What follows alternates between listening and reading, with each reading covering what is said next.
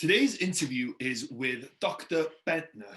Dr. Bender has a crazy story, a very fascinating story to me. He started out in Baghdad in Iraq. He then moved to Abu Dhabi to sell real estate in Abu Dhabi, right? How crazy is that? He was saying that he was literally selling air, right? That's what he was saying because it hadn't been built at that point. So people were coming in and buying that until 2008, 2009, where interestingly enough, the crash affected the real estate market there as well, which then brought into the US, and he started a dental practice, and now he's investing in multifamily. So really cool story. Stick around for all of that. As always, like and subscribe on Wrestling with Real Estate, the YouTube channel. Go to the WWRE Podcast and give me a 5-star rating and write me a review. It really does help build this platform, and we would really appreciate if you guys did that. And I'm looking to speak to as many of you as possible. If you're interested in real estate, in whatever capacity that is, I'd love to get to know you, see if there's any way whatsoever I can help you. So if you guys go to the link in the description down below, or you go to wrestlingwithrealestate.com, there's going to be a sign-up page there, and we can get to know each other, see if there's any way I can help you. But before that, enjoy today's awesome interview with Dr. Bender.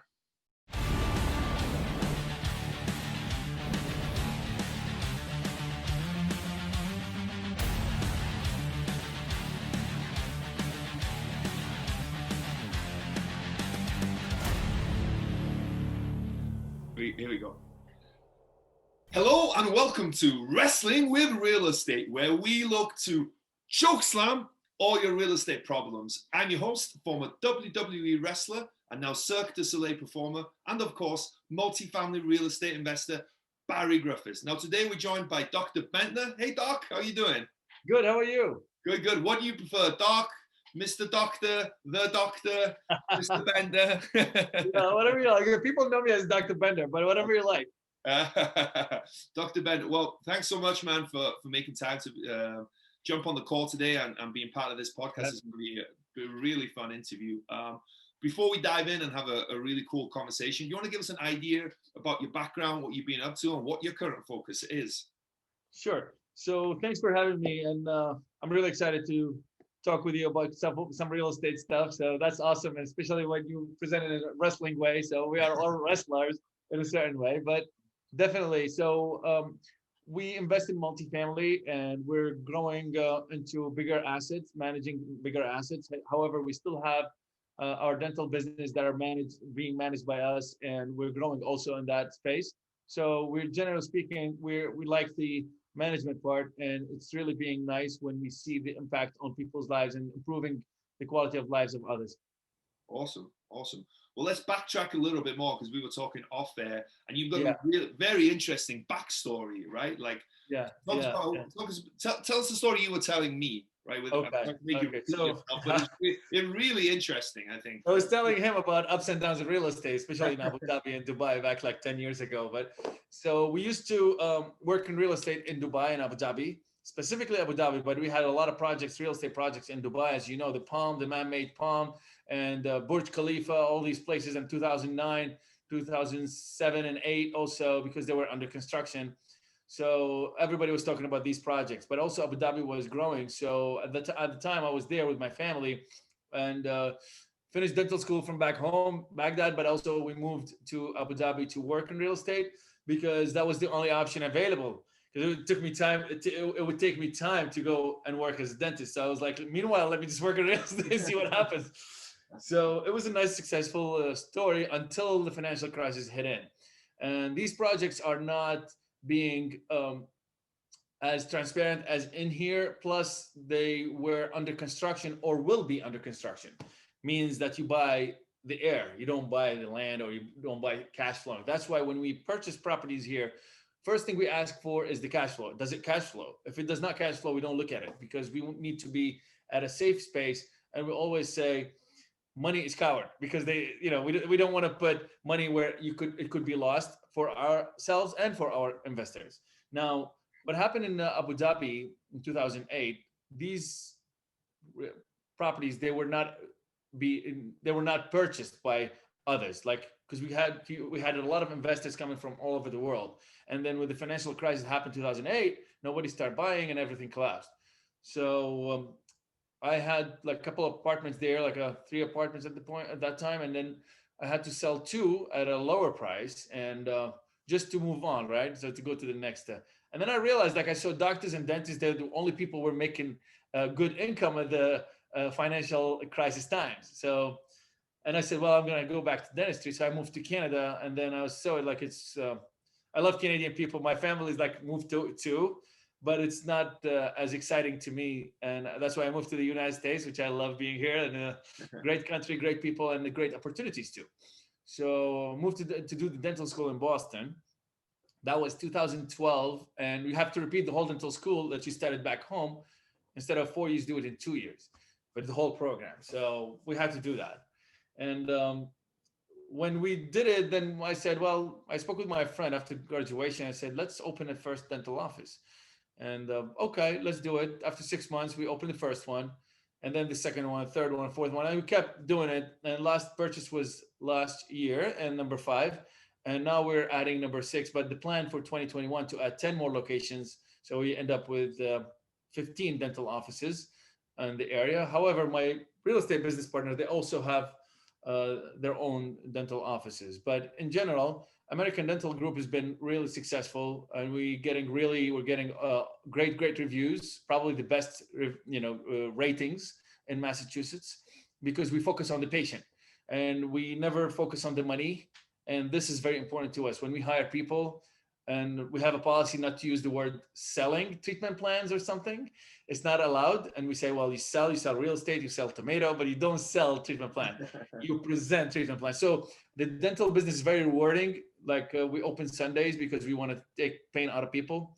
And also it's rewarding because we do a good job, the best we could do actually to our patients in terms of not putting money in the middle. Real estate is a little bit different. You could talk about money, it's okay. And it's also good because you want to improve people's lives in terms of giving them a better product. But then we kept studying what real estate should I jump into? And multifamily obviously is the best investment I've ever seen because it has a cushion that you can cover the debt. We can go in more details after that, but it's like debt coverage ratio. So you have like kind of security to make sure that the debt is going to be paid. But in general, we look for higher number of doors, and even if you have vacancy, you still can afford to pay the debt. And over time, you can increase pay the debt down, and also increase the quality, so you can increase the rent, increase the value, and jump into a bigger scale. However, investors, they love that because if they see you put money in these assets, so you put equity like them, or maybe even more. That's what I do. I put more than my investors, and that way they feel secure. And I don't jump on any deal. It has to be under certain criteria. And I'll tell you about the deal that we did last year. It was really successful, but this is pretty much what we do. Awesome, man. Really interesting story. And I think actually there's even more that goes into that, but there's some amount of time, but no, it's cool. You have a really cool story. And I'm always interested in people, right? The real estate is interesting, of course, and how you do it and stuff, but the person behind it is always really interesting to me. And it's cool that, so the dentistry business, do you own that? Are you partners with something, or do you just work is it a large company? So it was now we are 5 locations, 5 offices. We're adding one more, so we're going to be 6 offices. Mm-hmm. But I have only one business partner in this, and we don't have a debt on these. We created them almost from scratch. So we find a location that is dying, an office that is not actually performing well because of the staff, or maybe the doctor's retiring or whatever. But we see that this is a good opportunity, and then we work hard to make sure that we deliver a great service, because it's all about people. Like you said, I agree with you. It's all about people. The deal could be something really important, but the people behind the deal is more important than the deal, like 1,000 times. Yeah. And that's why we create good vibe for our patients, great service, making sure we hire the best doctors ever, and we do quality control all the time. So we make sure that these patients are having great experience with us, so they can come back and refer more people. That's why we've been very successful. One of the locations we bought, they had only 170 patients, and now it's over 10,000 patients. So it's kind of like, yeah. So we focus on people, basically, whether it's employees or patients. Yeah, well, essentially, there's such a parallel there to multifamily, I believe, right? You're essentially buying an underperforming asset, like what we like to do in multifamily, and then you turn that around, right? Or, you increase the amount of clients that company has, but in multifamily, you increase the rent, right? And it's kind of the same thing, right? You increase that revenue, and by that you improve the value of the property and improve the cash flow. So that's cool that you did that. That's such a parallel to multifamily. And you give them something in return too. Like if you increase the rent, some people think like if we increase rent, that means that we're just increasing rent. So what you mean by increasing rent, I assume that you give them something in return. Like, hey, I'm gonna get you stainless steel appliances or new appliances, or maybe the flooring or paint, something like that. Because I love construction. I love like improving smiles and also other things. So what we do is very simple. It's like we give them something in return. And to me, if you ask me or some young professional trying to have a nice house or apartment, if for $50 a month extra and getting some good quality of product like the apartment, that wouldn't be something. If you give them like a washer dryer in the unit versus they go in the rainy weather and they have to go and wait for somebody else, they would prefer paying $50. Actually, it's going to save them also the tokens and all of that. So yes, I agree with you, but we do it on a scale. That's why it starts to make sense to us when we have more number of units. Yeah, absolutely. Let me go back a little bit before we dive into the multifamily, because the Abu Dhabi real estate thing is Have you been to Abu Dhabi, by the way? Huh? Have you been there? Yeah, I've wrestled there. Yeah, I wrestled right. It was right next to the Grand Prix arena. Right, we were staying Amazing. right there. I went to the Ferrari world and everything. It's really cool. I loved it there. Amazing. But so you said something there that was really interesting. Right? A lot of times you're selling air. Like the building isn't even built right yet, right? So it's not even a plot of land.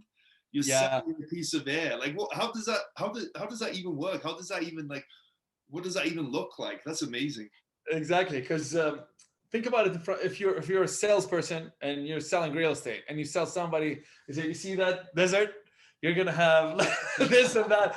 It's weird, I know, but that was the country, was based on. So basically, what Dubai was a desert, Abu Dhabi was desert, and then they did build it, and somebody came up with this concept, like, hey, I'm gonna get your money now at a lower price, but by the time it's completed and finished, the price is gonna be much higher, and you're gonna be making more money on your investment. And people got used to that. If you probably go to people here, they would do it, but they're like, you know what? Let me just buy something tangible I can actually touch right now. So we used to do that, and people believed in that, and it did happen. It did deliver, and it was really nice. Yeah, interesting. But and then who are these people buying? Because you said that in 2008, 2009, it was hit pretty hard. But to me, the real estate crash was, based here in the US, right? It was caused by bad lending, Lehman Brothers crashing, subprime, all that stuff, right? Was it a case that it was affected there by people? You guys were relying on so much international investors that it Very good question. Right. Very smart question. I know for a fact that if the United States sneezes, the whole world starts to shake, right? Yeah. So that's number one. And also, there are a lot of international money. So basically, what Dubai concept is, they want to just have a model that East and West meet in the middle, and they're investing in that place. I know it's the middle of desert, but these guys, they have a mindset of actually, it's a British mindset, I would say, because the UK made Dubai, in my opinion, because Dubai people are also smart. They use the IQ of UK with the labor of India. I don't want to comment on, labor and stuff, but I just have the idea of these guys is a brilliant idea, bringing a lot of people, creating jobs, but build something that international money will inflow to the country. And when these investors or employees, when there's jobs, there will be more money. But what happened in 2008, people started to lose their jobs because of the consequence that happened everywhere. Mm-hmm. And then people start to leave their, let's say tech companies, they're all connected, whether it's in the US or in Singapore. And also oil, same thing, oil prices goes down. So there's no more opportunities. These guys lost their jobs. Everything started to, like a domino effect. Interesting, yeah, fascinating. How will people how does financing work there? Is it similar to here, or is it just all cash there? They do both. But the concept there is basically the more money you have in the bank, the more respect you get from the bank.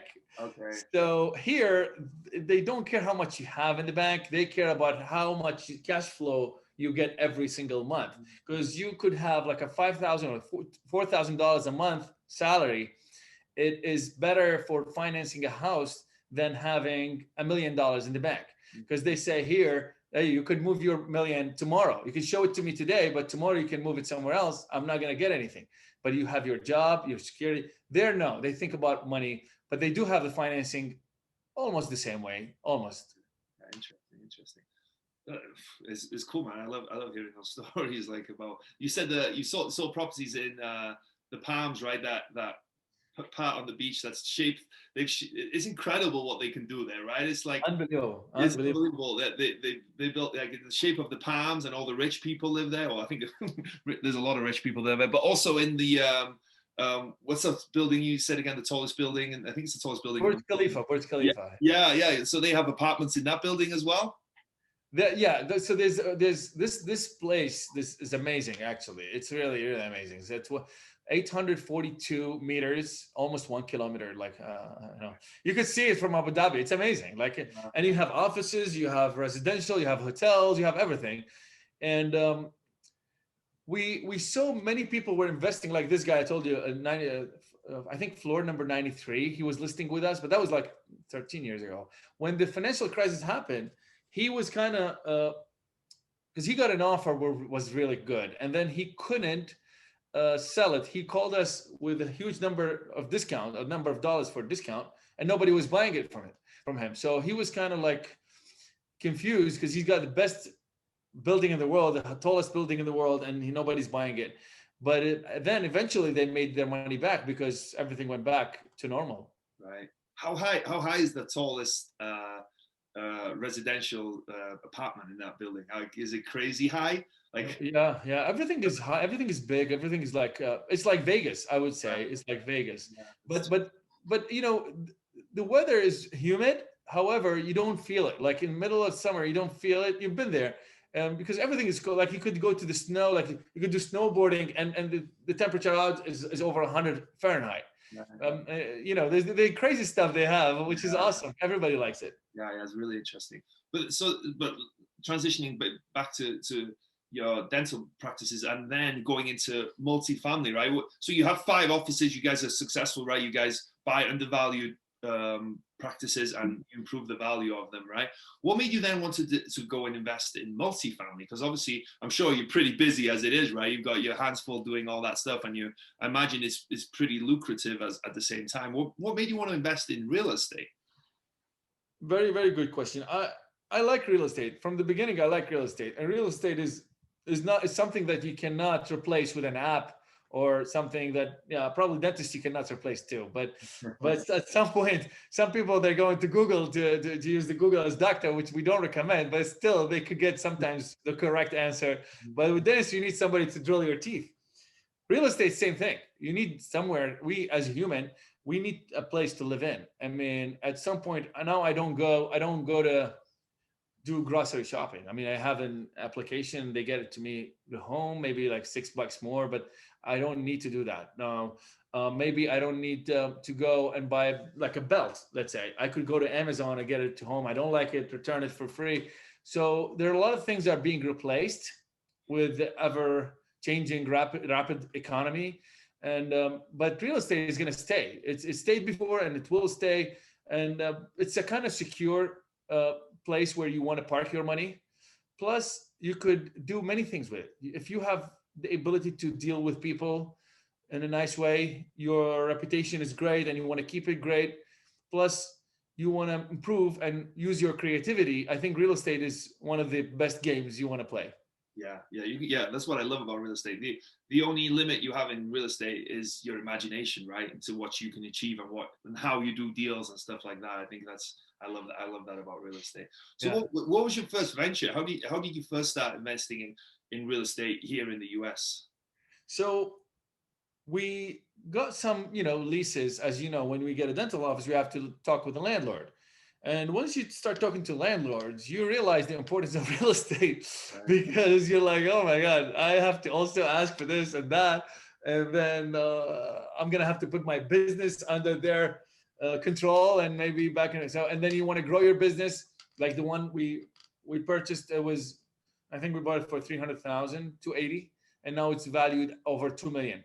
So Wow. if that one of these businesses under the landlord's control, you know the importance of the real estate at that point. So and also we love real estate from Abu Dhabi and Dubai, and I checked, I studied, and I saw that multifamily is the place where I want to be for the security and all of that. But in general, multifamily is where you want to scale, because if you buy something and you want to keep it for 30 years just to pay the debt, you still can do that. But there's no excitement for me, at least. I like to have more bigger challenges so I can keep excited. Otherwise, I'd go play tennis, better for me. Because so real estate is the multifamily real estate, Class C product specifically, where I can show my improvement, my ability to create better solutions using the new technologies that are happening here, like using online stuff with old real estate or piece of real estate that we can improve, so tenants can see the difference and they can appreciate that improvement financially and with other things. Yeah, awesome. Yeah, awesome. But so what was it? Did you start actively investing in deals, or were you a passive investor initially? So here's what we did. I kept all my friends. They know I'm a real estate guy from Abu Dhabi, so I was like, hey, let's buy. And I was like, well, let me just keep looking. I need to understand, because knowledge is the most important thing here. And then all of a sudden, I underwrote a lot of deals. And then I saw that deal, and I emailed it to one of my friends, and I said, we're buying this one. And he was like, what? Yeah, so I've never done that. And I didn't do it after that yet. So for the next deal, we're going to, but I was very sure, after you underwrite hundreds of deals and you know the profit and loss, you know the expenses, you know the upside, the comps, all of that, when you do your homework, the due diligence, you would be able to have a kind of common sense based on experience. But if you don't actually get your hands dirty, like no matter how much work that I did before purchasing, it cannot be compared to the work that I did after the purchase and actually managing the deal. So passive or active, it was completely active. I got two friends, best friends, they invested. I asked other people, some people did not want to. They said, well, this is crazy. You're buying and you're going to put over $1 million down. And how do you know it's in a different state? Usually you have to buy it in the same state. And whoever didn't invest, now they're like, I wish I invested with you, because now I can tell you some numbers later on.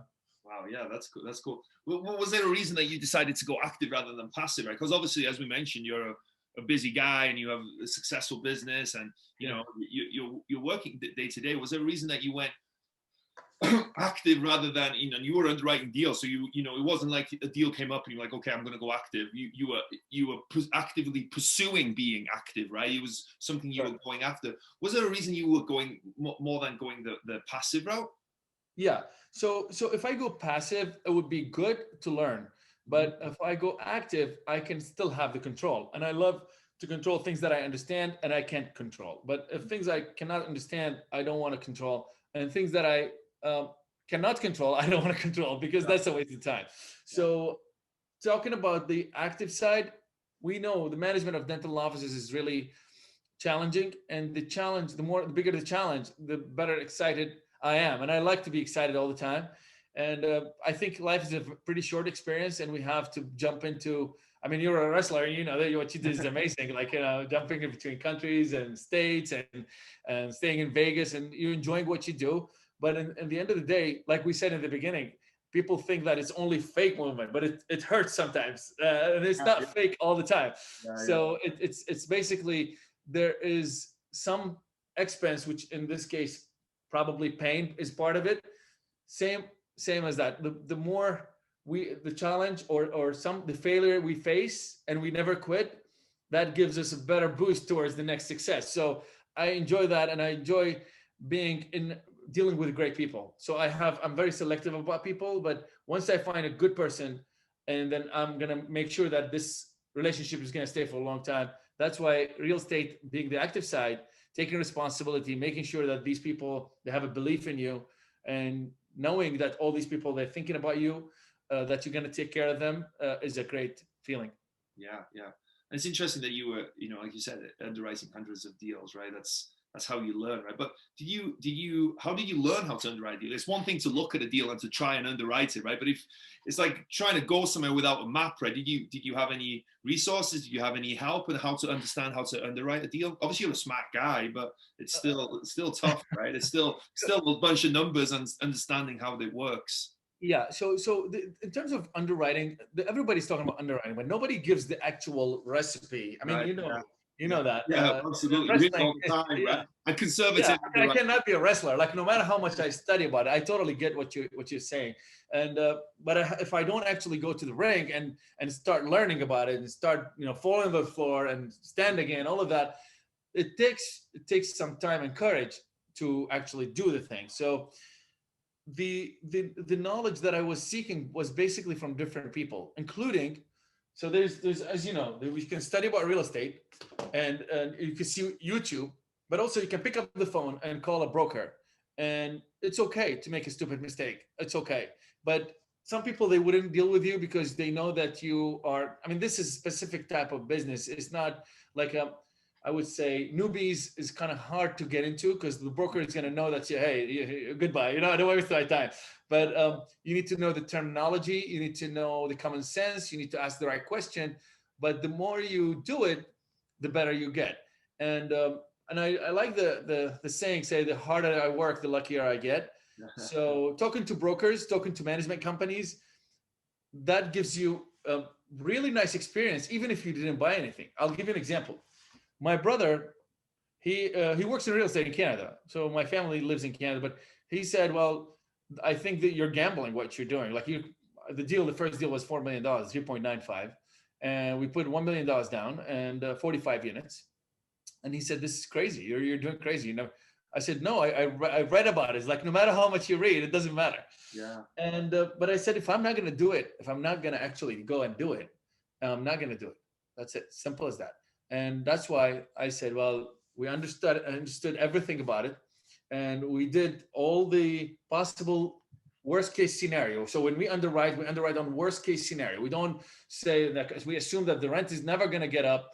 And we assume that the cap rate is not going to be lower than this. Mm-hmm. And we also assume that expenses will go up.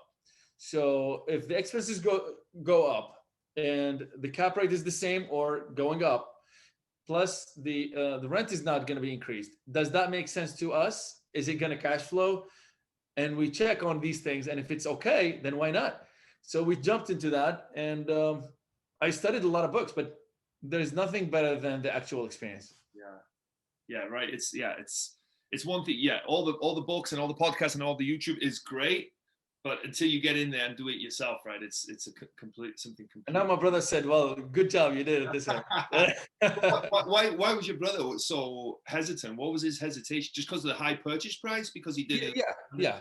A lot of units, and I used to do single units, like all condos and stuff. Now, why would you do a big? Because when it was really exciting to me. Like, I'll give you an example. I used to underwrite the deal, and when I talk to the broker, and every time I look in the screen and I see 45 units, oh my God, I'm doing 45 units in one shot. I can't believe it. And then I called my business partner and say, like, potential business partner. It was my friend, and he's like, believe it or not, it's 2019, and we're talking about 45 units. Yeah. So it's interesting. But now when I put here 1,000 units a goal in like 3-4 years from now, believe it or not, the 1,000 looks less than the 45 units when I did it first time. The 45 looks much bigger than the 1,000 that I'm putting, because I did it. I started to doing the whole process, talk to the management company, know about tenants, see what had happened. If there's a problem with a tenant between two tenants, or the leasing or evictions, all of that. Once you jump into these things, you're going to see it. It's actually not that hard. It's much easier than what you thought. Yeah. It's that proof of concept, right? Like you bought this, the wall didn't fall apart. I didn't die. The building, exactly. Like all that stuff. Yeah. It's amazing. And I'm sure as well, as the more you've dived in, the more you've created a network for yourself, right? Because initially I was the same way. That my big thing initially was the $1 million mark. For some reason, that property that was $1 million was like so far out of reach to me. Even though I had the money to kind of put the down payment at the time, it was just mind blowing to me to buy $1 million property. But by proximity to successful people and surrounding yourself with people, I'm not embarrassed to buy $1 million, but I wouldn't be like, hey, I bought $1 million property. I'd want to say, hey, I bought a $10 million property, of course, but $1 million is so because of the people I surrounded myself. And I'm sure it's the same with you now, right? With 1,000 units, you speak to people who own thousands of units all the time, I'm sure. Correct. And it's really exciting because just the fact that with your mindset and your decisions could affect 1,000 families sitting there because of your head only, like your mind. You're using your mind. So just knowing that you're protecting these people, it's like you're having an army and you're protecting your country or your people. Or so knowing that you're taking care of a lot of people is by itself is rewarding. Some people, they think, oh, we do real estate because we're thinking about money only. This is not actually correct. Money is good. I'm not saying money, that's something we don't want. We'd rather have it. But at the same time, it's really rewarding when you know that you're taking care of a lot of people. Yeah, no, 100%. And I think the more people I speak to, the more that comes through over and over and over again, right? The really successful people, yes, they care about money. They wouldn't be doing it for free, right? Or maybe some of them, I don't know, but for the most part, right? But it's a win-win for us. It's two things that we consider, right? Like it's the monetary aspect of stuff, but also it's improving neighborhoods, improving areas, improving communities, improving like, I don't know about you, but I think it's cool when I look at a unit that's messed up and I change that unit, even though I didn't do any of the work myself. When I see the finished product, I'm like, wow, that looks really cool. You have laminate flooring, you have the gray walls, you have nice baseboards, you have stainless steel, you have granite countertops, and you're like, I kind of did that, right? I kind of took that. It was especially when it's not for you. Right. Yeah. Somebody else is going to use it and you're still excited. Yeah, exactly. And like you said as well, you know that in that area where that property is, you're providing someone with a better place to live than there is next door or down the street or something. And, and of course you get financially rewarded for that, but the reward is also that improvement that you create to everything there. So I love that when the more people that can say that, the better, because I think also right now landlords are getting a bad deal, right? People are like, rent strike, don't pay rent, landlords are evil, the eviction moratorium is getting extended, like the landlords are the ones that are getting everything for some reason. I ask a question, and when we do interviews to doctors, and I ask them, would you treat a patient for free if they don't have money, they don't have insurance? Whoever said no was not hired. Let's put it this way. And I need people around me that they're genuinely interested in helping others. And if you say, in general, I'm talking to people who say like, hey, money is not good, or you can't help people without money. The more money you have, the more people you could help. Yes. And regardless of happiness or being selfish, actually not having money is selfish, because you have to figure out a way to take care of your family, your neighbors. Like you said, the neighborhood. Why would the government give a lot of tax break to property owners? Because they're paying property taxes. On the other hand, they do pay taxes, property tax. Yeah. But at the same time, 1031 exchange is helping people because you are obligated to take care, according to codes, to take care of these tenants. I'll give you an example. We have what happened with COVID and everything, right? We can't get people out. I mean, there are some codes, there are some regulations. Some people could actually stay in the property. And just in case if somebody's watching this, we encourage you to pay rent on time. So that doesn't. So what we want to do is to help these guys see, maybe we can create a payment plan for them. I mean, I know we are obligated, but also still we are going by the rules. And if people can't do that, they cannot make a payment, nobody can kick them out. And we're still providing the same services. The apartment that is not paying right now, which we have only one, they still can use the laundry room. They still can have the facility that is available, which means that we are still providing something. In return, if more charitable you are, you have to be more financially comfortable, so you can actually help others. So I think, yes, it is a response, better than sitting on Instagram most of the time and Facebook doing nothing, but might as well find something you can generate money, give it to somebody else. Right, and help people out. Yeah, absolutely. Let's go back to that 45 unit, that first deal that you did. What was it about it that you liked, and how did you find it? So we look basically for job growing areas, and there are certain locations. Like I love Boston, I love Massachusetts, but you can't find like a price per door under 100,000. There's no way. and cap rates, you're talking about 2 and 3 and 4, something like that. And yeah, so that for multifamily concept is sometimes not working, and it's going to be possibly hard to hire a management company that leads you to be the manager yourself. And for me, I'd rather be managing my dental offices better than managing real estate, because this is not my job. I'd rather hire a management company because we are investors. So we found states that are increasing in residents with jobs in Florida, Texas, the Carolinas, Atlanta, and we saw these areas. And one of my best friends actually, he is in North Carolina, and he's like 13 minutes away from this area. So we started to know the area, started to study other areas, and we got a Fannie Mae loan, which was really nice. But we found job growth locations and good location. When they say location, that is true, absolutely true. And we found a great location by the interstate and a growth job growth area. So that's why we chose this over where we live. What area was it? What area exactly? Sorry, in Durham, North Carolina. Okay. Yeah. And yeah, and we're putting it back to the market. So the plan was basically to, you mentioned in your questions, like what was the plan and how we chose it and what was supposed to be done with it. And in general, we thought about 5 years hold period, 3 to 5, but we thought about 5 to be conservative, and to sell it at 6. So we bought it for $395, and we were planning to sell it for $6 million. And actually, like I said, my brother and my dental business partner, he said, well, that's impossible to happen. There's no way you put $1 million and in 5 years you get $3 million back. Yeah. And we were able to grow the NOI within a year and a half, including during COVID, from around 250 to between 330 and 360. So it's fluctuated, but 330 would be the number that we could. So $80,000 in like year and a half. Wow. So now the value is between 5.8 to 6.1. Yeah. But how were you able to do that? So when you bought it, what was the opportunity you saw with that property? Outside being in a good area, good job growth, and next to the highway, all that. What was the property specific?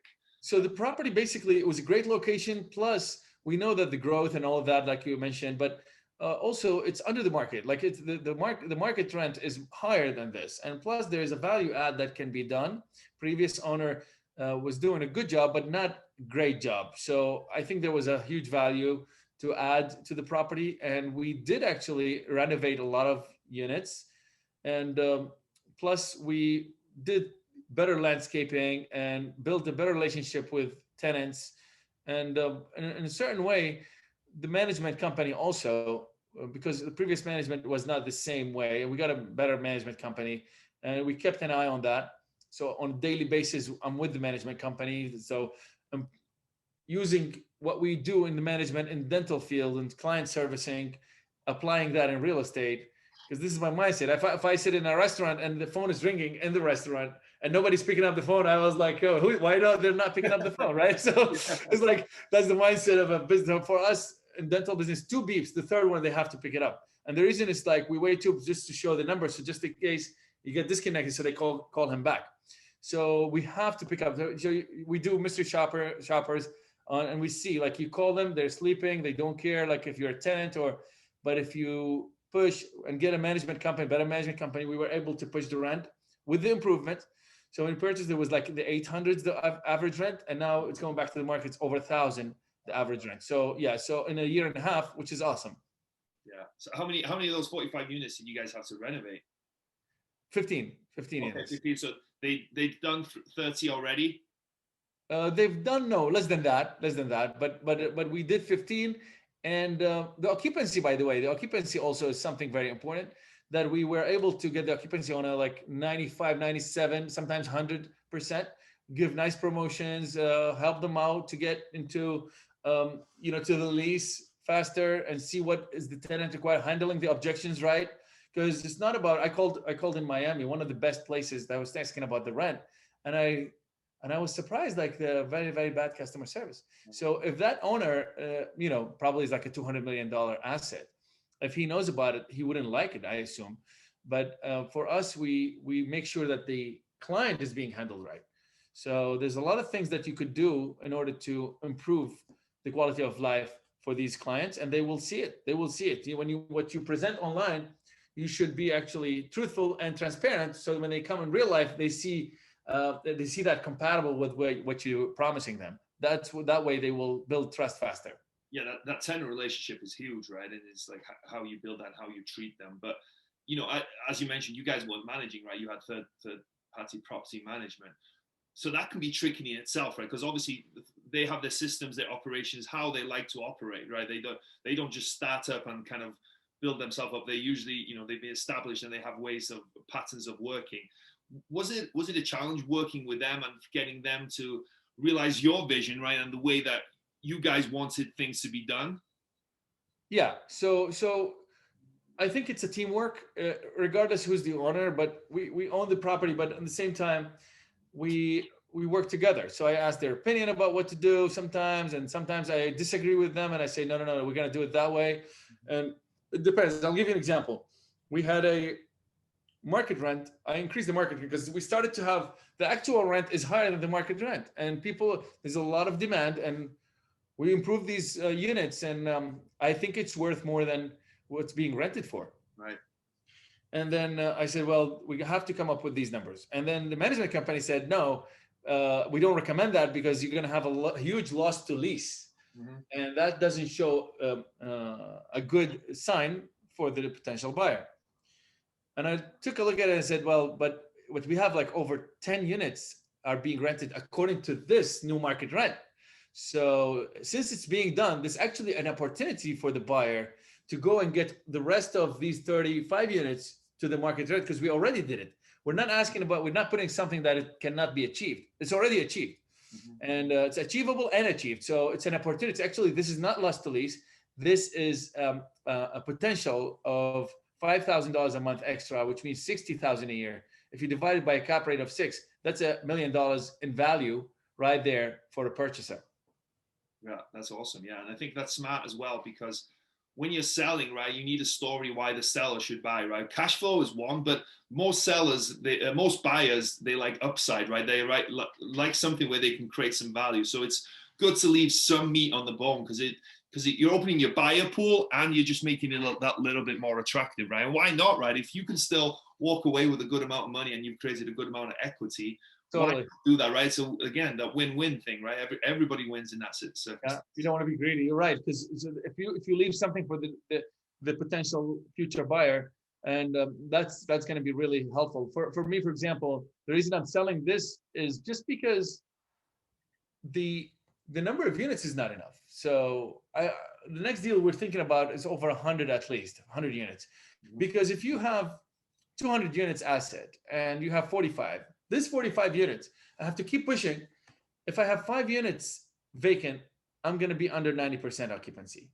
But for the 200 units, if I have 20 units vacant, I'm still 90% so occupied, which gives me a better security and better cushion. And it's also, you save a lot of money from the management side.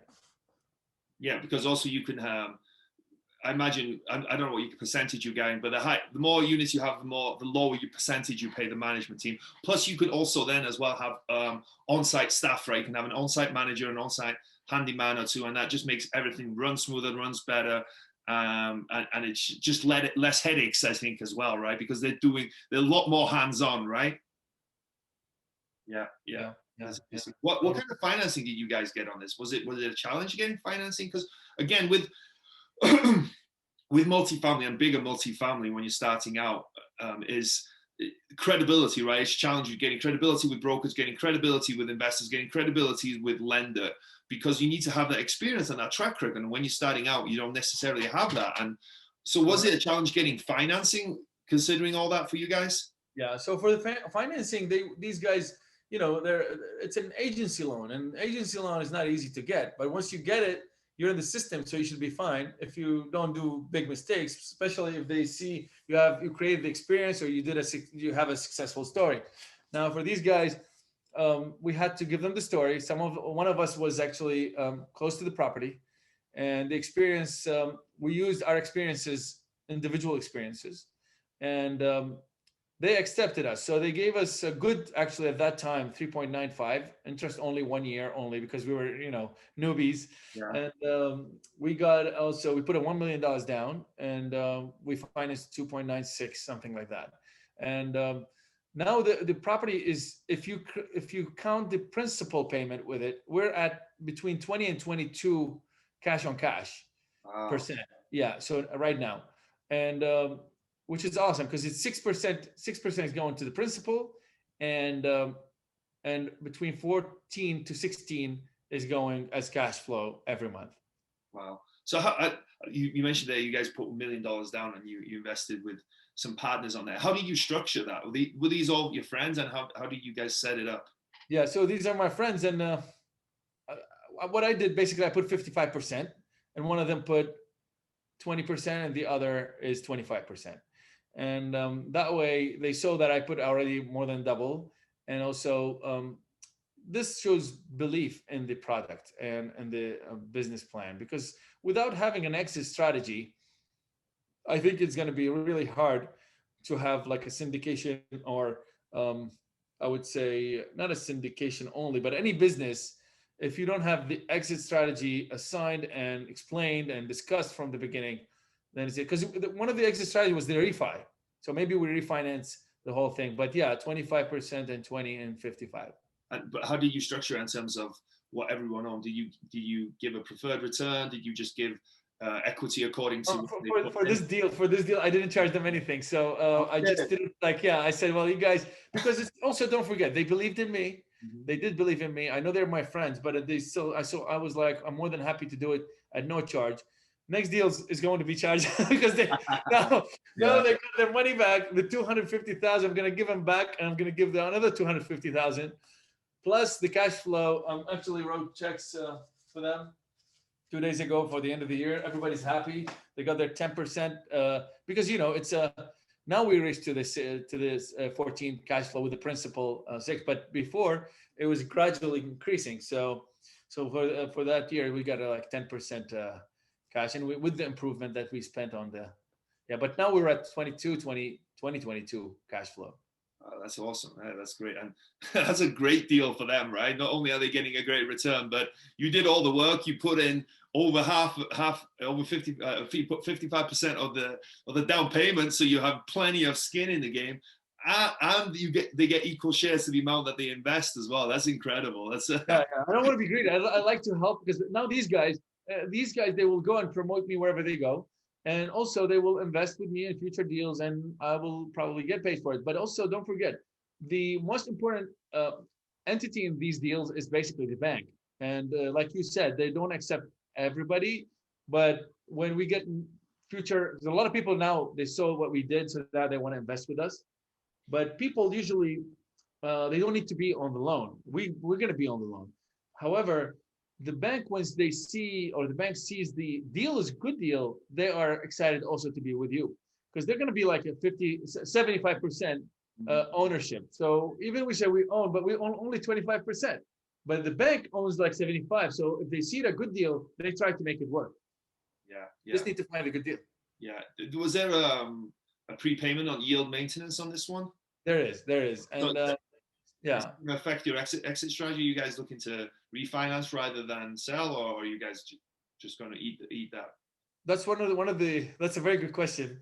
One of the things, because we thought about 5 years, right? So in 5 years that was supposed to be, and what happened with COVID, and the interest rate went down, and that way the yield maintenance goes up. They don't want you to get out of it, so they make it even worse.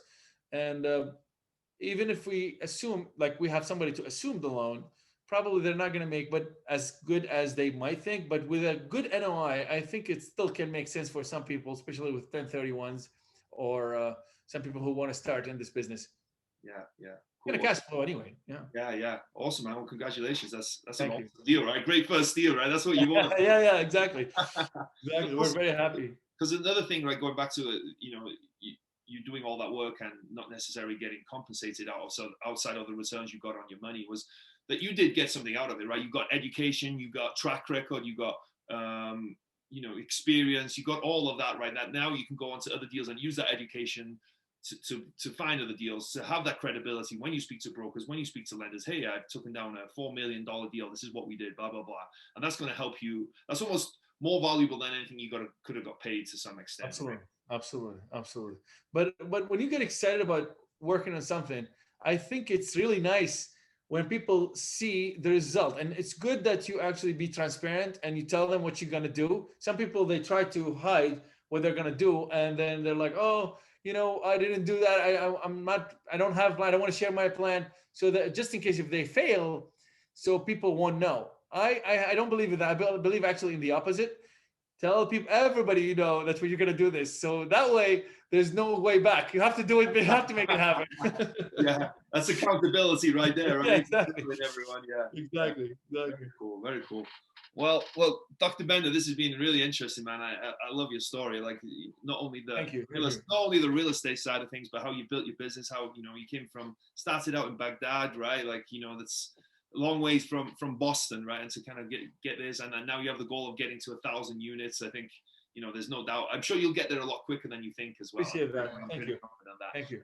But as this show is called Wrestling with Real Estate, I like to ask some wrestling-related real estate question. And the first one is, what would your wrestling name be, right? This is the one that kind of catches people out. It can be as stupid, as dumb, as ridiculous as you want.